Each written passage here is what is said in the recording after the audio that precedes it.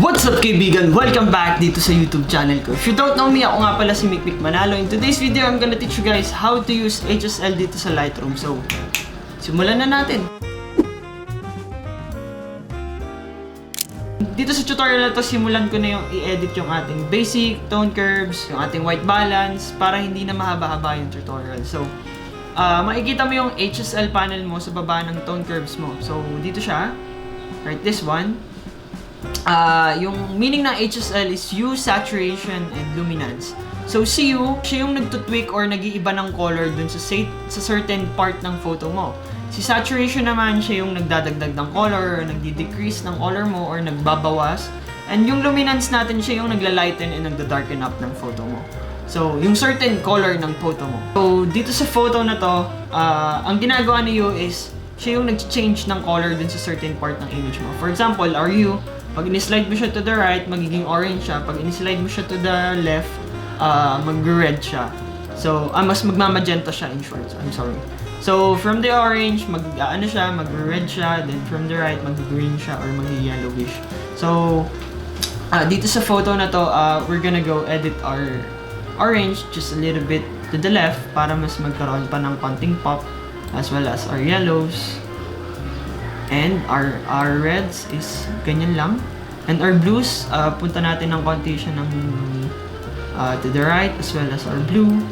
So, okay na tayo dyan. And the next thing is our saturation. Pwede mag-a-add siya or babawas ka or mag-a-add ka ng color dun sa image mo. So, pwede natin siyang babaan para hindi ganun ka-intense yung color, as well as our yellows and our blues. Yung blue natin, pwede natin siyang dagdagan kasi para mas magkaroon ng vibrant yung photo natin, di ba? So, the next thing is our luminance. Yung luminance natin, sabi natin kanina, pag in-slide mo siya to the right, magba-brighten up siya. Pag in-slide mo siya to the left, mag-darken siya. So, dito gusto ko yung ating color, yung this part of our image, mag-brighten up siya, di ba? As well as our yellows. We're gonna bring down our little bit blues para magkaroon tayo ng details. So, ito na yung before and after nung ating first photo. So, before, after. So, bibigyan ko pa kayo ng isang example. So, for example, for portraits naman. Itong image natin na may kasama tayong model dun sa ating portrait. Ang gusto natin gawin dito is, bibigyan ko pa kayo ng ideas kung paano siya gamitin para mas maganda siya, para mas matutunan nyo or magamit itong HSL.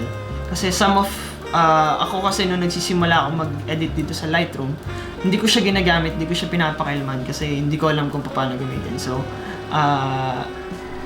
kaya ginawa ko itong video na to, I want to teach you guys kung paano siya gamitin.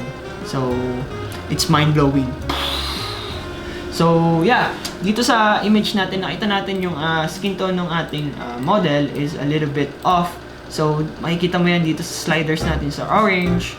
So, i-slide natin siya to the left para magkaroon siya ng konting red, as well as our yellows. To the left. To the right, I guess. Sorry. So, yung ating greens, pag in-slide mo yan to the right, magiging aqua yan or teal color. Yung green, pag in-slide mo naman siya to the left, mag-yellow yung color. So, dito, konti lang i-add natin. And, let's go to our saturation tab. So, dito i-add natin ng konti yung orange natin para mas magkaroon ng color yung ating image or yung skin tone ng ating model. As well as our yellows to make it pop a little bit more. Pero wag sobra, sa saturation, wag yung sosobrahan yung pag-i-slide nyo to the right kasi ang pangit niyang tingnan, promise. So, the next thing is our green. Babawasan natin siya ng konti para hindi siya ganun ka-distracting, ba? Para mas mag-focus lang dun tayo sa ating model. So, let's go to our reds. Panagdag tayo ng konting red. Nakita natin yung labi ng ating model is a little bit off. So, we're gonna add a little bit red dun sa kanyang yung magenta sliders, ipupunta natin siya ng konti sa right para magkaroon ng even colors. So, the next thing is we go on our luminance tab. So, yung luminance tab ulit-ulit natin. Pag in-slide mo siya to the right, it make your photo pop or it make your photo lighten and darken. yung certain part ng colors ng image mo. So, slide natin siya to the right. Makikita mo yung skin tone ng ating model, which is yung orange na color dito sa ating sliders, sa ating usage, sa ating luminance tab, is nagba-brighten up yung skin tone niya. As well as the yellows, para yung flowers is a little bit brighter, or kung gusto mo medyo darker yung ating image, yung ating background, pwede naman siya. So, the next thing is our greens. Pwede ako mag-add dito ng konti. So, ito na yung before and after natin after adjusting our HSL panel dito naman sa photo na to. Before and after. Di ba nakita mo yung greens natin dito sa ating background ng ating model is medyo nag-pop out siya ng konti. Ito kasing color na to medyo distracting yung background. So, inayos natin siya by using HSL panel. Ayusin natin siya ng konti para mas magkaroon tayo ng tropical vibe dun sa ating photo. So, meron tayo ditong tinatawag na ating target tool. Kasi yung ginagawa niya, pag tinapat mo siya dun sa iyong image, dun sa iyong photo, yun yung certain part ng photo na yung color nun.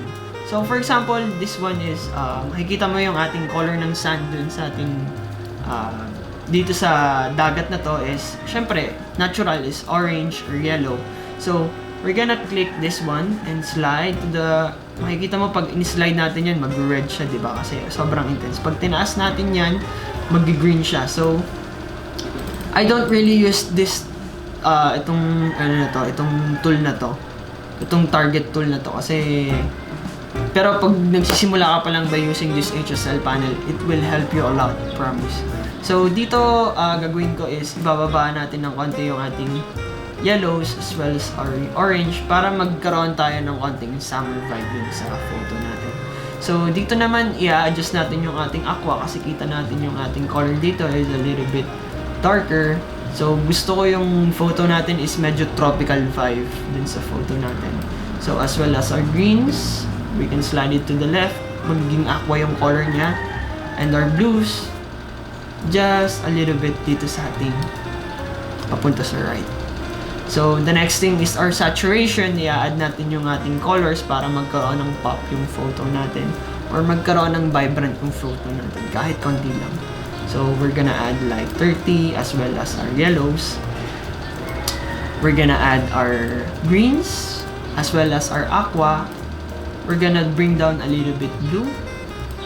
Yeah, okay na tayo dyan. And the next thing is our luminance. Yung luminance natin, sabi natin ulit kanina, patatlong beses ko na ito sinasabi. Magba-brighten up siya, magda-darken up. So, pag slide to the right, magba-brighten up. Pag slide to the right, to the left, magda-darken up. So, makikita mo dito yung ating photo is a little bit dito sa ating bandang baba, yung ating sand is medyo brighter siya ng konti. Pwede natin siyang babaan ng konti as well as our yellows. Para hindi siya ganun ka-intense, diba, yung color. So, yung ating greens, itataas natin kasi gusto ko yung dagat natin is mag-brighten up yung color or mag-pop. So, yeah. Ito na yung final photo ng ating image after editing ng ating HSL panel. So, ito yung before.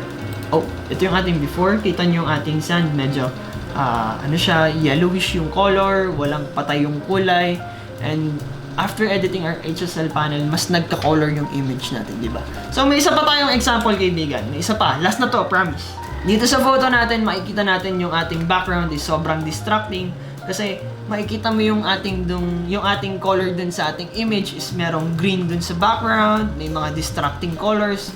Gusto natin yung image natin mag-pop up or yung model natin. Simulan na natin. So, kita mo naman dito sa image natin na yung model natin, may suot siyang color yellow na damit at saka socks. Malaking tulong siya. Yung mga taong titingin dun sa photo mo, alam na agad nila kung ano yung titingnan nila dun sa photo. Kasi yung suot ng ating model is magpa-pop yung color. So, yeah, sisimulan na natin tong i-edit. So, makikita natin yung ating background is a little bit distracting. So, pwede tayong magsimula sa saturation. Babawasan natin yung greens. Yung pansin natin na hindi na siya halatang halata. So, we can grow our sliders. Papunta sa right. Kasi yun, di ba yung greens natin, pag in-slide natin siya to the left, mag-yellow siya, di ba? So, the next thing is our yellows. We're gonna add a little bit our yellows para mag-pop yung ating color, yung ating suot ng ating model. We're gonna bring down a little bit yellows papunta dun sa orange para mas magkaroon ng color, di ba? As well as our orange. Bababaan lang natin siya ng konti. So, we're gonna add saturation dun sa ating orange para magkaroon ng buhay naman yung skin tone niya, hindi siya patay, di ba? So, the next thing is our blues. We're gonna bring down our blues kasi medyo distracting yung color as well as our aqua. Sorry. And we're gonna bring down this aqua, yung sliders natin na aqua, ibababa natin siya. Kasi medyo distracting yung color.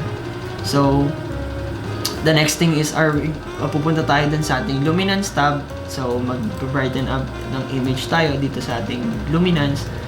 Gusto ko yung skin tone ng model natin is mag-pop or mas magkabuhay. So, we're gonna add a little bit, konting-konti lang, as well as yellows. So, yung greens natin, pwede natin siyang babaan para hindi brighten up yung certain part or yung ibang part dito sa image natin. So, pwede rin natin babaan yung ating aqua. So, wag lang sosobrahan yung pag-e-edit kasi halatang-halata pagka nasobrahan ka sa edit pag in-adjust mo yung saturation, yung luminance tab mo. Pero, if you have your own style, magagawa mo naman siya dito sa ating HSL panel. So, yun lang. So, ito na yung before and after natin after adjusting our hue, saturation, and luminance dito sa ating image ito. So, ito yung before. Di ba makikita mo yung photo natin, medyo may distracting colors dun sa likod. So, ito na yung after ng image natin. After. Di ba mas okay siya, naging balance yung color natin. Kung may natutunan ka naman dito sa tutorial na to, make sure to like this video, comment down below, share your friends kung gusto mo i-share sa kaibigan mo para may matutunan din sila, and make sure to subscribe, yung nandun sa baba. Make sure to subscribe and hit that notification bell button, and yeah, I would see you guys in the next one. Peace out!